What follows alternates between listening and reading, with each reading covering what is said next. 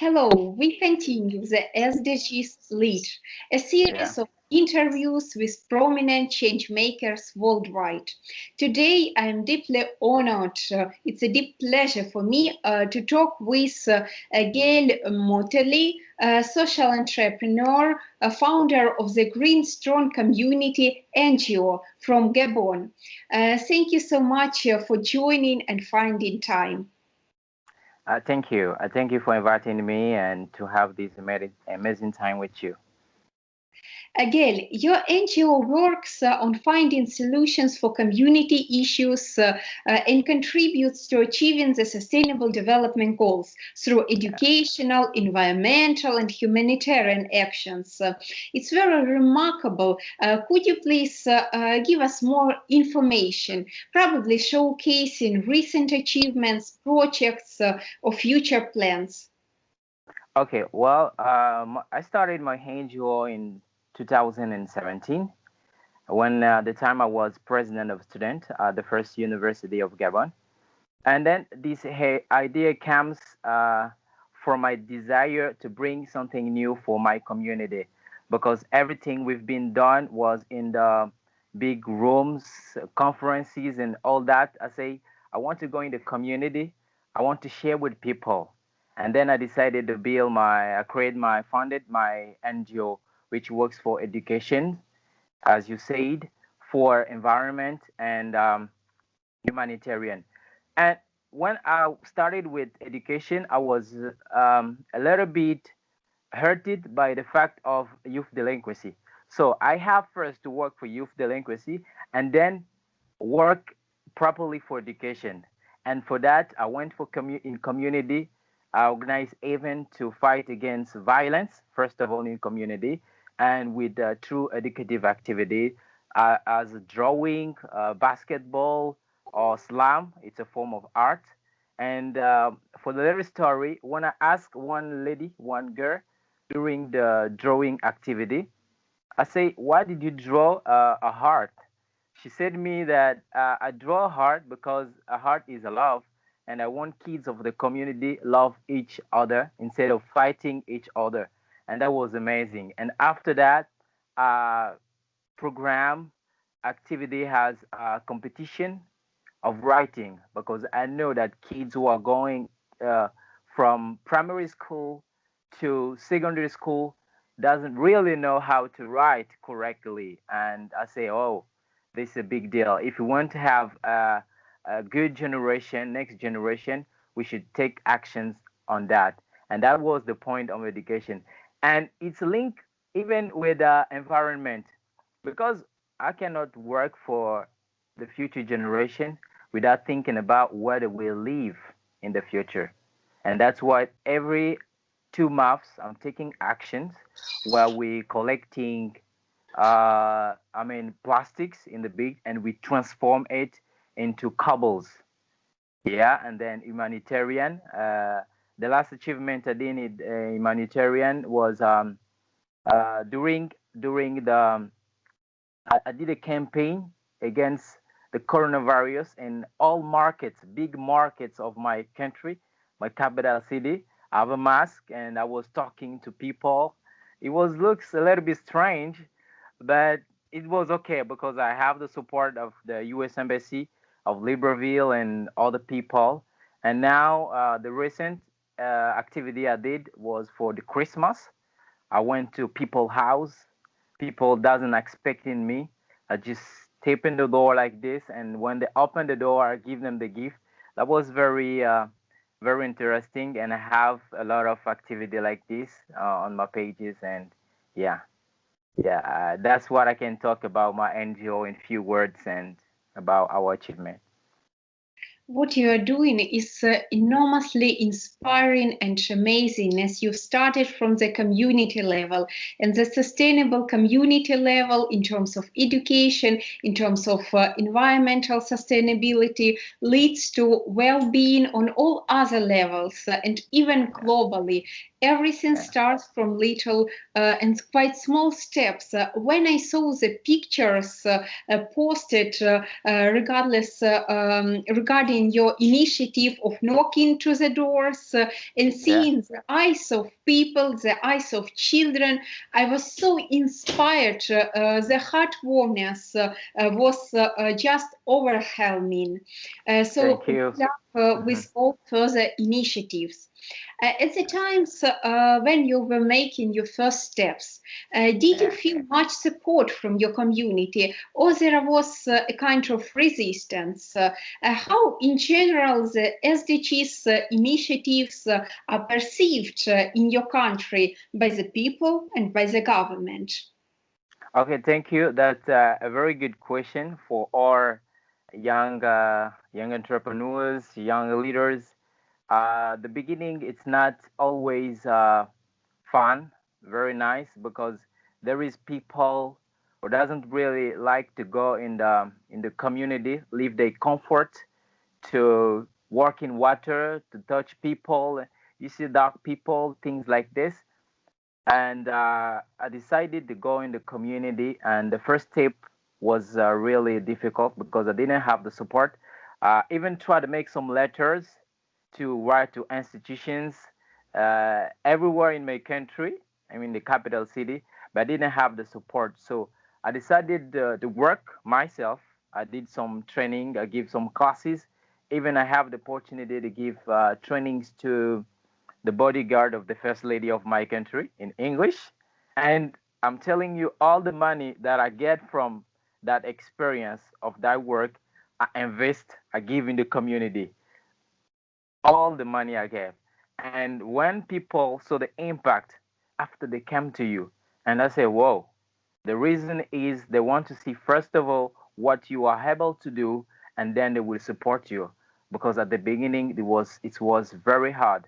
And after that, multiply activities. And now today, I have people want to work with me and to want to be with me in the community. Yes. So And break the ceiling, you overcome some resistance, but then yeah, when you started doing your first steps, just for yeah, future change makers to yeah, get inspired, the multiplying effect was present, isn't yeah. it? Yeah, yeah, sure. Because when you started, you can say, okay, I want to do that. But people will say, okay, what is the proof that you really want to do that?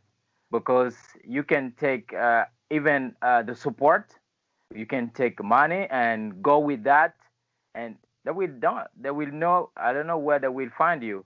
So if you trying to do things, they will say, ah, yes, this guy was serious, and now he's a very good man, and we can follow him, and that's what really happens. Yeah. And for SDGs, how SDGs are really taken in my country, the thing is, people in the community think that it's for educated people. It's for educated people because the government doesn't go in community and explain to people the challenge of the world. You see, if they can do it, I think the community will think that it's for them. And even for me, when I try to do activities, the automatically think that, okay, he's probably a son of a deputy, he's probably a rich man. That's why he's doing this. So I say, I'm from, I'm from the hood.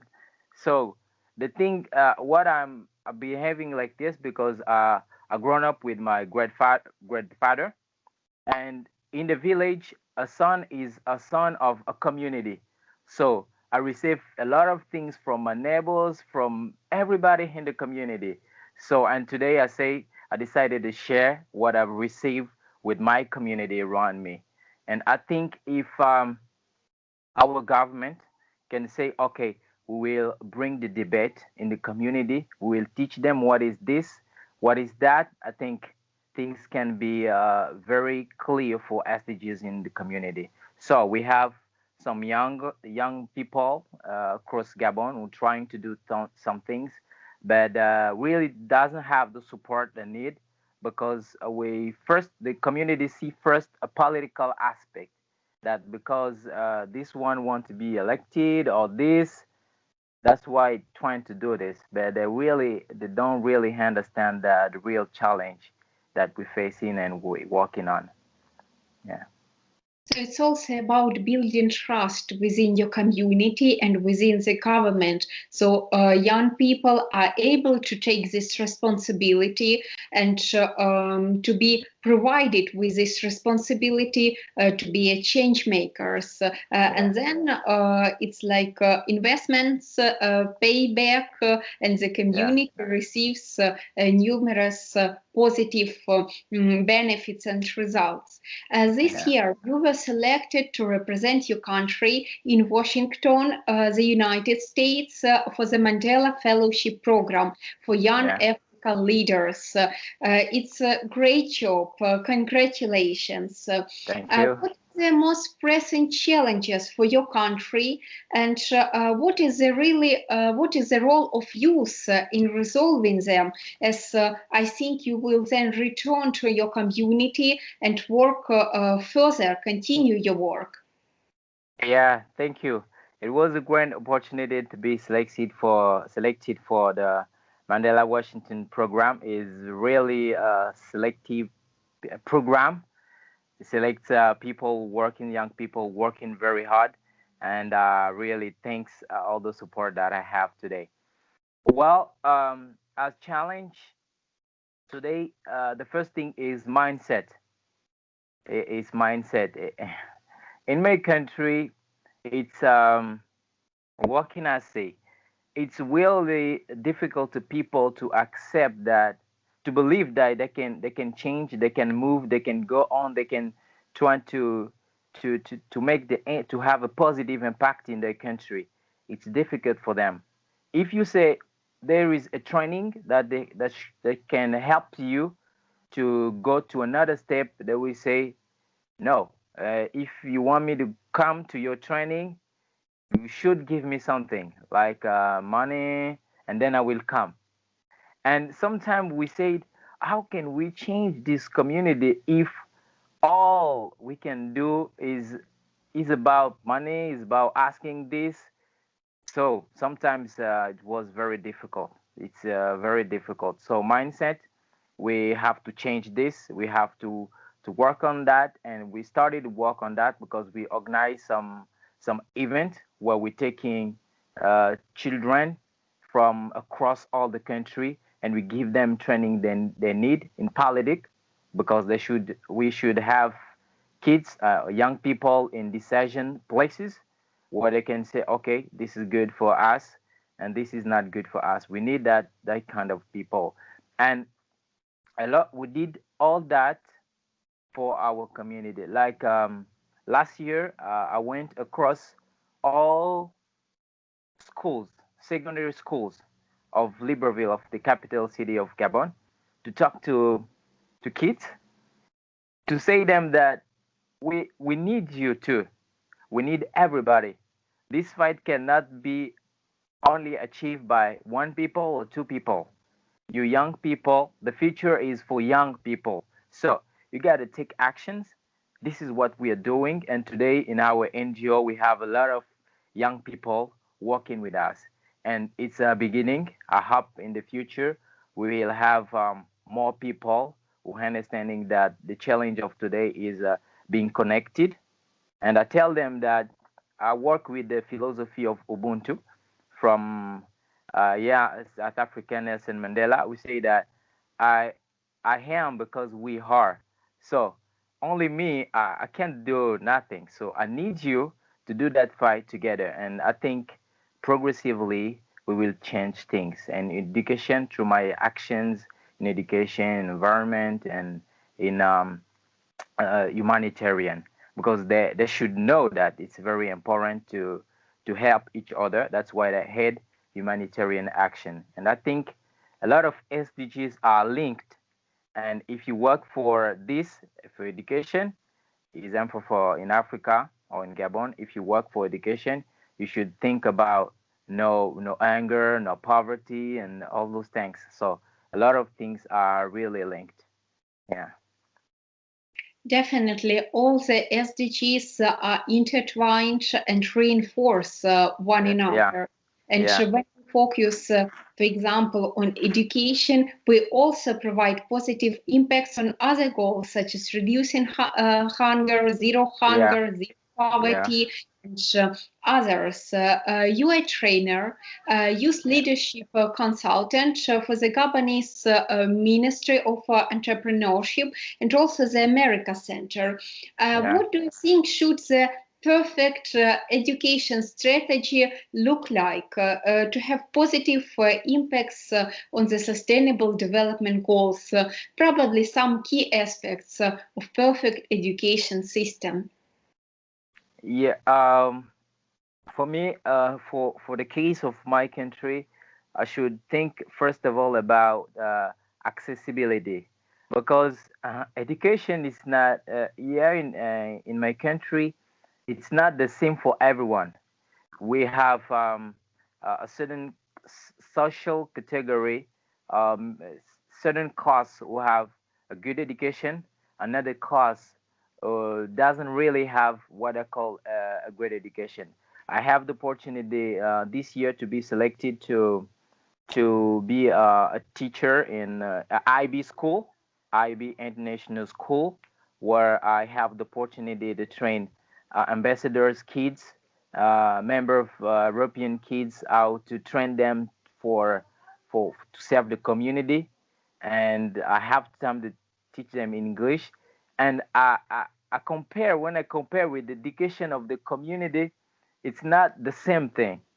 It's totally different. And if we can have a good impact on SDGs, we should first of all review our educative system, because in the other system, kids and students are the center. But in the common system, student is not the center. The teacher gives everything. So you don't need automatically, you don't feel the need to create things, to improve your skills when you everything are given. But in the other system, when you are the center, we give you some uh, uh, lines of inquiries, and I think we can improve by combining, by giving a good system. So there is a lot of point. Yeah, there is a lot of point to have the best. And I think even a structure, we should work for them example for structure, because in a normal classroom we're supposed to have around kids 25 kids, but in my country we have around 100 kids. You see, 100 kids. The teacher cannot speak for everyone, even for a week. He will say, "Okay, I will work with the kids just near me, and for the back, you will come the next year." And that's the really word, the common word that teacher used to say in my country. Okay, for those doesn't understand, come the next year, come the next year, because there is 100 instead of have 25. So this problem, I think our government should see it first and then train teachers to have a great impact on SDGs, especially for education. Yeah. In terms of technological quantum leap, most part of education, especially in terms of pandemics, went online. And how it's in your country, speaking in terms of access to internet, whether children have enough laptops, or most part of education still takes place offline, even due to pandemic. Yeah. So in my country, we have internet a lot. We among the countries, African countries, has a good internet connections, all those things. But the thing is, we have a lot of, if I can say, poor poor people. So it's hard. Even to eat 3 times a day, it's hard. So to have a laptop, oh, it's like asking people to buy I don't know, a Lamborghini, a car that's very expensive. So the difficulty is to connect, to be connected, to have internet. And if our public schools as laptops, that should be great. But we're still using a blackboard in classrooms. So it's difficult if we're still using blackboards without markers. So it will be hard to have computers for all kids. So we have internet, but computers, oh, no. So I think, and in that point, we are very late, and I hope our state will find a way to solve that problem, because the challenge of today is internet, how people are connected, how they make some research, how they the way they're smart depend today on that internet. Yeah, yes, thing is that.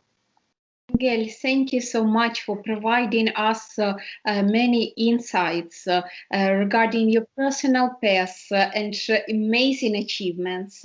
I wish you good luck and internal power to still break the ceiling in your country and globally also, for the benefit of all young people. What would be your message to the world leaders and change makers worldwide on how to reach the Sustainable Development Goals? Just several sentences to reveal your inspiration and to share your vision and attitudes. Okay, well, what young people should know is that the leadership of today is a leadership of services, the leadership of help and sharing. And if I should add one SDG on SDGs, I should add sharing as 18th, yeah, SDGs. So the thing is, people should first of all feel inside them that they want to help the community. Because before taking initiative, you should say, okay, I want to help people. And even Martin Luther King say, you don't need to go to Harvard University. You don't need to be well graduate to help the community. And Rihanna, during one of her speech in Harvard University, she said, humanitarian start with one person.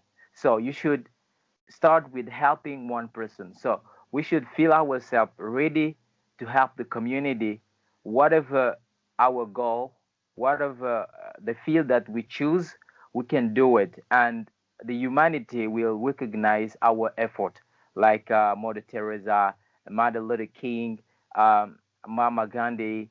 I mean, and so on and so on. So what I can say is that if you believe that you can bring a positive change in your community, whatever the field, just take your action, and step by step, I think we will together achieve SDGs. It's not easy at all at the beginning, but if you believe yourself, you can change the world. But changing the world started by changing ourselves. So this is my advice. I hope young people across the world will be motivated and they can do it. But because the change, we can motivate people through our attitude, to our action, personality, and I hope that will bring a good change for people across Africa and across the world. Thank you. Absolutely. Thank you so much for such amazing time and amazing message to the world leaders. I do really hope that it would be heard, and we as young people on our individual levels in our communities will push the change that will come globally. Thank you so much and good luck with everything. It was enormously inspiring. Thank you. Thank you. Goodbye.